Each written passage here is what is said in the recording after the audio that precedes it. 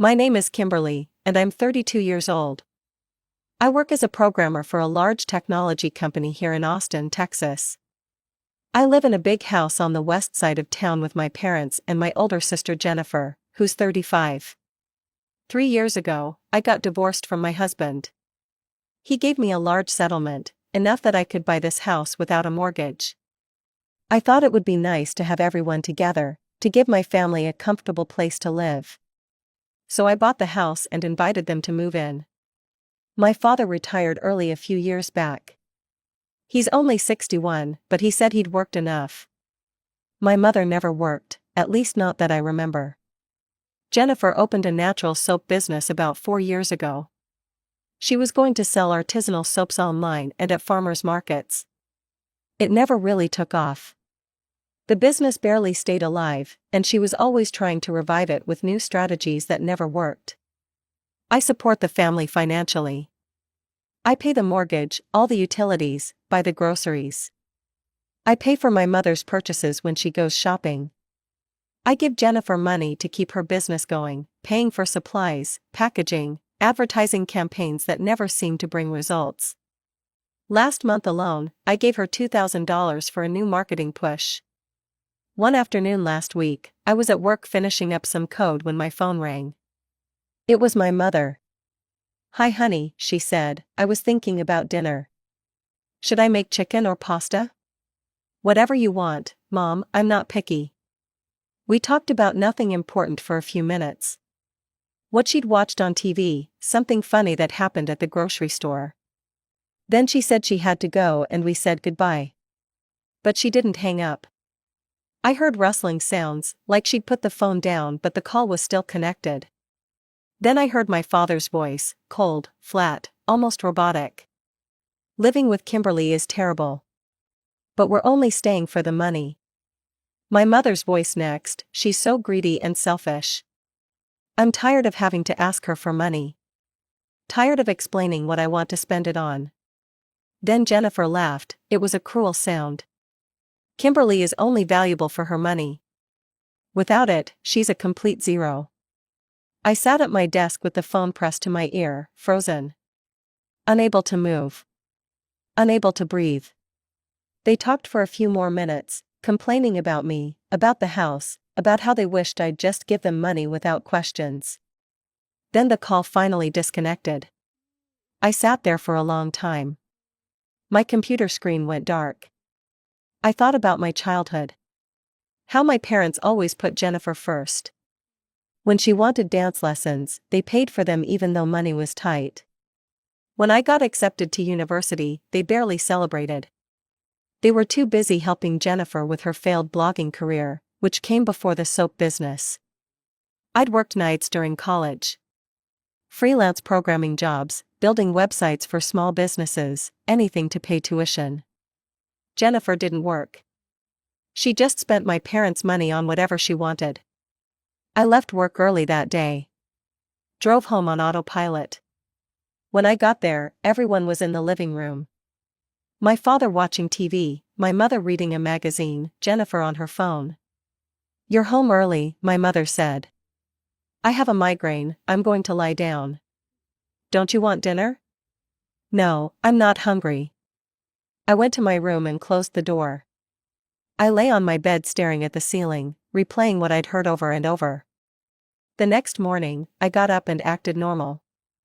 I made breakfast for everyone like I always do. Scrambled eggs, toast, coffee. I watched them while they ate. My father sat in his usual spot reading the newspaper. My mother was talking about needing a new winter coat. She wasn't asking directly, but I knew what she meant. She wanted me to buy it for her. Jennifer was on her phone, scrolling through Instagram, barely acknowledging anyone. They all acted completely normal. Like they hadn't said those things about me yesterday. Over the next 2 weeks, I started paying attention to things I'd ignored before. Little details that suddenly seemed important. My father constantly asked me about my finances. How much I made, where I kept my savings, what my investment strategy was. I thought he was just interested in my career. Now I wondered if he was calculating how much money was available. My mother came home from shopping trips with expensive bags. Designer brands from Neiman Marcus. Silk scarves. Expensive shoes. She always said they were on sale, but I started to doubt that. Jennifer hadn't worked in months.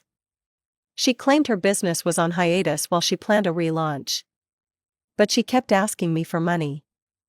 $500 here for advertising. $1,000 there for new packaging. It never ended. I met my friend Madison for coffee at Starbucks. Madison is a lawyer, and we've been friends since college. I told her everything. The phone call, what I'd heard, how my family had been acting. You need to protect yourself, Madison said. Start collecting evidence. Write down everything. Check your finances carefully. I started taking notes on my phone. Every suspicious moment, every odd comment, every request for money. I went through bills and bank statements. That's when I found them. Strange charges on my credit card. A $600 dinner at a restaurant I'd never been to. Purchases at Neiman Marcus for $2,500 that I didn't make. Subscriptions to streaming services I didn't use. Then I logged into my savings account. My hands were shaking as I scrolled through the transactions. Dozens of transfers, thousands of dollars each. All going to an account I didn't recognize. The transfers were labeled as consulting services or miscellaneous expenses. I checked the recipient details. It was a business account registered under Jennifer's name. My parents had access to my household account for paying bills and buying groceries. They'd been secretly transferring my money to Jennifer's business. Tens of thousands of dollars over the past year. I needed more evidence. I couldn't confront them with just one overheard phone call and bank statements. I needed to know exactly what they thought of me, what they said when I wasn't around. I went online and ordered a small voice-activated microphone. The kind used for recording lectures or meetings. It arrived 2 days later. I set it up in the living room, hidden behind a picture frame on the bookshelf. Over the next few days, I listened to the recordings every evening in my room with headphones on. The first day was mostly boring. My father watching sports, commenting on plays. My mother on the phone with a friend discussing a recipe. The second day, I heard something. My father was talking to my mother. I'm tired of her, he said. If she just disappeared, the money would go to us and Jennifer. We could actually enjoy it. Don't say that, my mother replied. But she didn't sound upset. She sounded like she was just going through the motions of disagreeing. The third day, Jennifer was on the phone with a friend in the living room. She was talking loudly, not caring who heard. Kimberly is so ugly and stupid. No wonder her husband left her. She's a complete loser in her personal life. But at least she has money we can use. Her friend laughed on the other end. Jennifer kept going, calling me controlling, boring, worthless except for my bank account. I sat in my room listening to the recording, my hands clenched into fists. This was my family. The people I'd been supporting, helping, giving everything to. On Sunday morning, I decided it was time to ask some questions. I found my mother in the kitchen making coffee. Mom, I need to ask you something. I noticed some money transfers from my account. Large amounts going to an account in Jennifer's name. Do you know anything about that? She froze, her hand stopped mid-pour. Then she turned and smiled quickly. Oh, those. Those were gifts for Jennifer. To help her get her business back on track. You know how hard she's been working. Gifts? We're talking about thousands of dollars. Without asking me. Well, the family shares everything. I didn't think you'd mind. You didn't think I'd mind that you took my money without permission? She laughed nervously. You're making this sound worse than it is. We're family. What's yours is ours. I didn't say anything else, I just walked away. The next day, Monday, I went to my bank during lunch. I opened a new savings account that only I had access to. No cosigners, no additional cardholders, nothing. Then I transferred all the money from my old household account to the new one. It was a six-figure sum, everything I had left after they'd been stealing from me. I changed the passwords on all my other accounts. My checking account, my investment accounts, everything. I called the bank and had my parents removed as authorized users on every account they'd had access to. When I got home that evening, dinner was almost ready. My mother had made pot roast. Everyone was gathering at the table like normal. I sat down and waited until everyone had food on their plates. Then I spoke. I heard your conversation last week. When Mom forgot to hang up the phone. I heard what you really think of me. The room went silent. My father's fork stopped halfway to his mouth. My mother's smile froze on her face. Jennifer's phone slipped from her hand into her lap. Nobody said anything for a long moment. Kimberly, honey, my mother started. That was just talk. We didn't mean it. We were just venting. Just venting? I pulled out my phone. Let me play you something. I turned on the recordings from the hidden microphone. Their voices filled the room. My father saying he wished I'd disappear. My mother complaining about me. Jennifer calling me ugly and stupid. I watched their faces as they listened. My mother went pale, my father's jaw clenched. Jennifer just stared at her plate. There's more, I said. I put my phone on the table. I also know about the money you've been transferring to Jennifer. Tens of thousands of dollars from my account. Without my permission. We thought you'd want to help family, my father said, his voice was stiff. We thought it was basically shared money, my mother added. I picked up my phone again and played Jennifer's conversation with her friend. The one where she called me a stingy control freak who hoards money. I want you all out of my house by tomorrow, I said. My mother started crying. Jennifer jumped up from her chair. You can't be serious, Jennifer shouted. I'm completely serious. My father leaned forward. Let's be reasonable here. We all got a little heated. We can talk this through. We can work it out. We can go to therapy, my mother said through her tears. Family therapy, we'll fix this. You can pay for it. No, I want you out, tomorrow. Jennifer was still shouting. My mother was crying harder. My father kept trying to negotiate. I stood up from the table and went to my room. I locked the door and didn't come out for the rest of the night. The next morning when I woke up, the house was quiet. I went downstairs. All their things were gone. They'd packed up and left at dawn. I walked through the empty rooms. The guest bedroom where my parents had stayed was bare. Jennifer's room was cleaned out. The living room looked strange without my father's newspapers and my mother's magazines scattered around. My phone buzzed. Messages from all of them. Apologizing, asking to talk, saying we could work things out.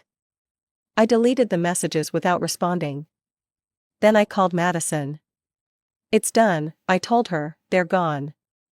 Good, come to my office this afternoon. We need to make sure they can't access any of your accounts or assets. Madison helped me draft legal letters stopping any unauthorized access to my finances. She made sure everything was protected, that they couldn't try to claim any of my money or property. Meanwhile, Jennifer posted something on Instagram. I saw it when a mutual friend sent me a screenshot. She'd written a long post calling me a greedy, selfish monster who'd kicked them out and left them without any way to support themselves.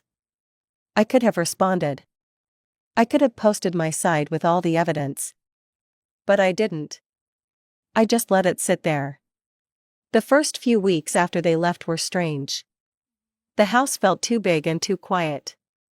I'd wake up in the morning and make coffee just for myself. I'd come home from work and there was nobody there. But it wasn't a bad feeling. It was peaceful. No one asking me for money. No one making snide comments. No one treating me like a walking ATM. I worked on my programming projects without interruption. I cooked meals I actually wanted to eat instead of what everyone else preferred. I watched shows I liked on TV. I went to bed when I wanted and woke up when I wanted. For the first time in 3 years, I felt like the house was actually mine. My phone kept buzzing with messages from them. My mother sent long texts about how sorry she was, how they'd made mistakes, how families should forgive each other. My father sent shorter messages saying we needed to talk like adults. Jennifer alternated between apologizing and getting angry, saying I was overreacting. I didn't respond to any of them. I just let the messages pile up, then eventually muted their conversations. Madison came over for dinner one night about a month after they'd left. "How are you doing?" she asked. "Better than I expected. I thought I'd feel guilty, but I don't." "Good, you shouldn't feel guilty. They were using you." "I know, I just wish I'd seen it sooner." "You see it now, that's what matters." We talked about other things. Work, friends, a vacation she was planning. It felt good to have a normal conversation that didn't revolve around family drama. After she left, I walked through the house thinking. It was a beautiful house, but it carried too many bad memories now. Every room reminded me of something. My father in the living room complaining about politics. My mother in the kitchen hinting about things she wanted me to buy. Jennifer in her bedroom asking for more money for her business. I didn't want to live here anymore. The next week, I called a realtor. We listed it the following Monday. I had 3 offers by Friday. I accepted the highest one, and we moved forward with closing. While I waited for the sale to finalize, I started looking for a new place. Something smaller. Something on the other side of town where there were more trees and fewer people. A fresh start. I found a house in a quiet neighborhood near Zilker Park.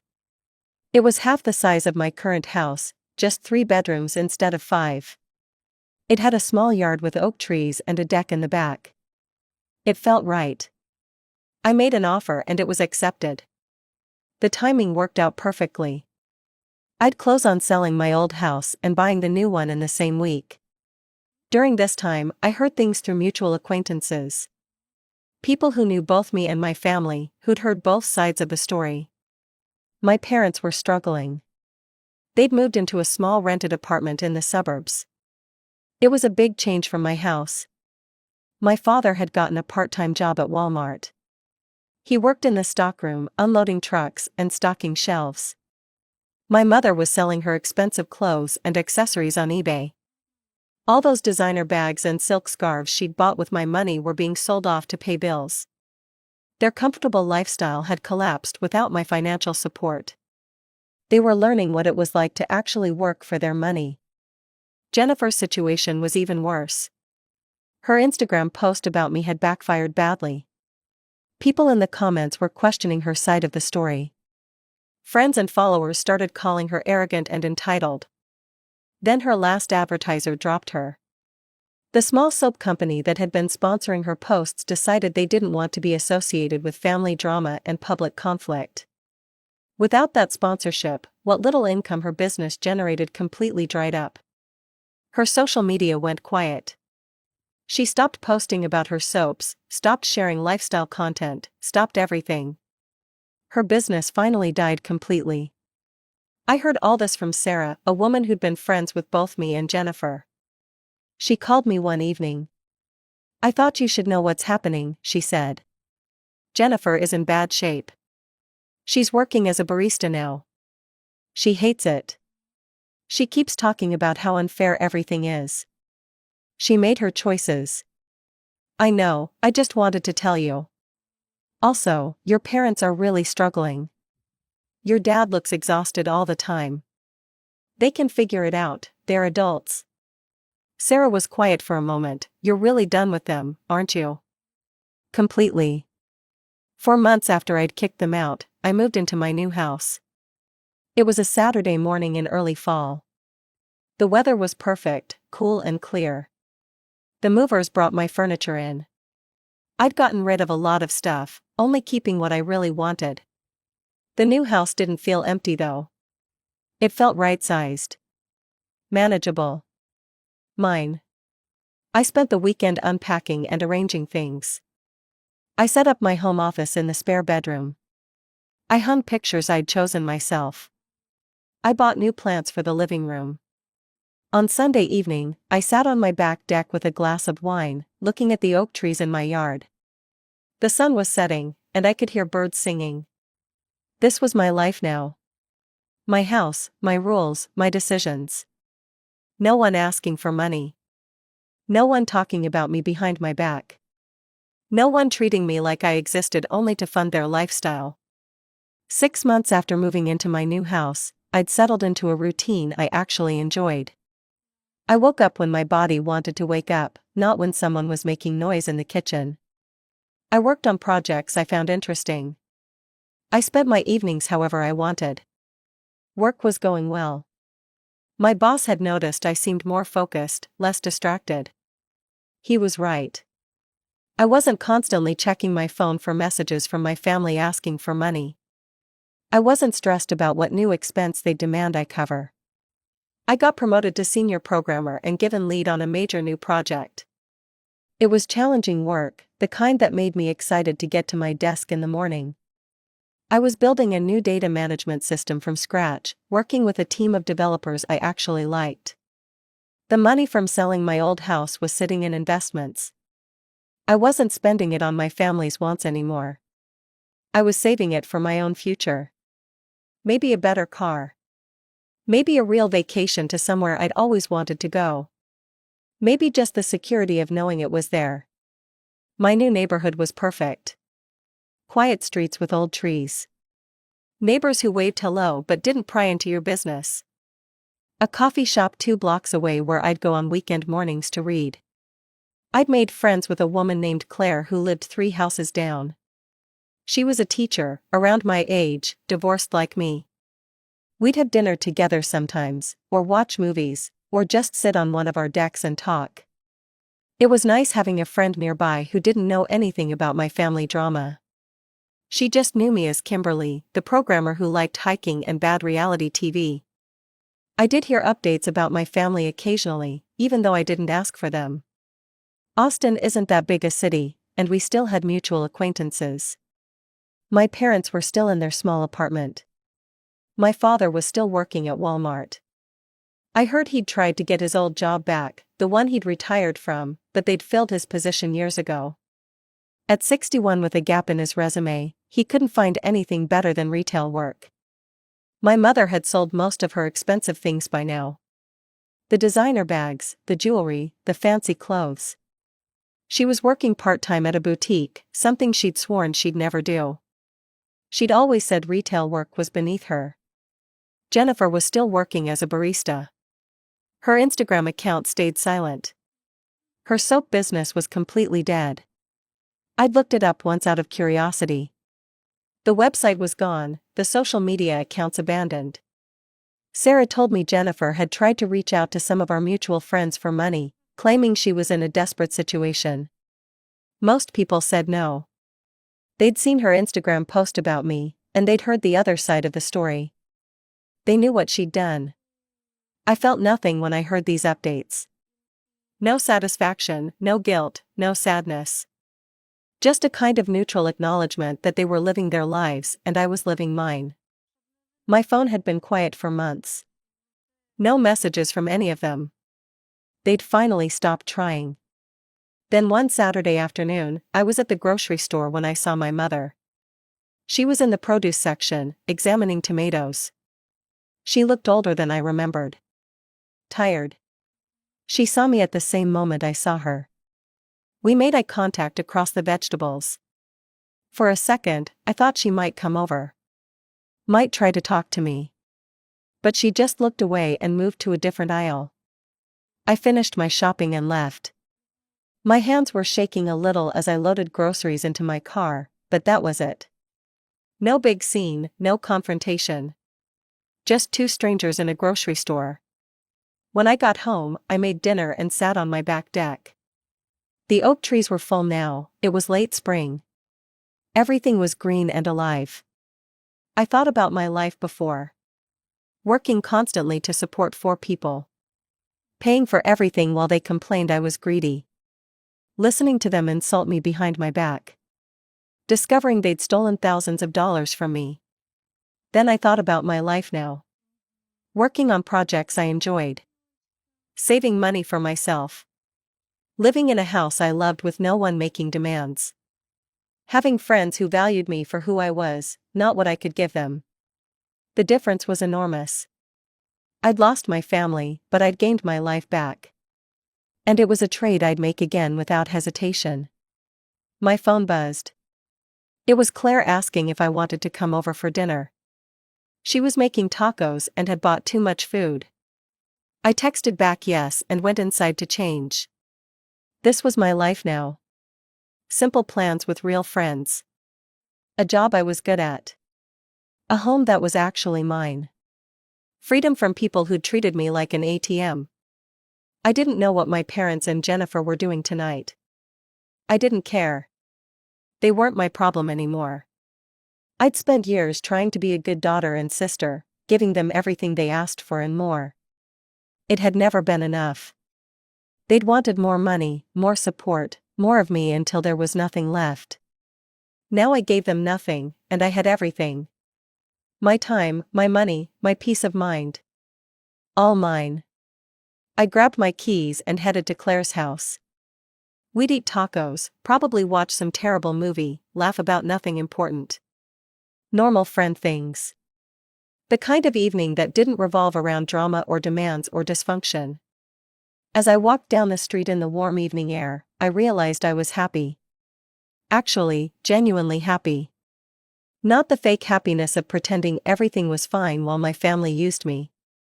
Not the temporary happiness of buying them things hoping they'd appreciate me. Real happiness that came from living authentically, on my own terms, free from toxic people. I'd spent 32 years trying to earn my family's love through money. I'd finally learned that real love doesn't have a price tag. And the people who only valued me for my bank account weren't worth having in my life. It had taken losing them to find myself. But I'd found myself. And I wasn't going back. I knocked on Claire's door, and when she answered, I was smiling. A real smile. The kind that comes from being exactly where you want to be, with people who actually care about you. Come in, she said. I made way too much guacamole. I walked inside, into my new life, and closed the door on the old one behind me.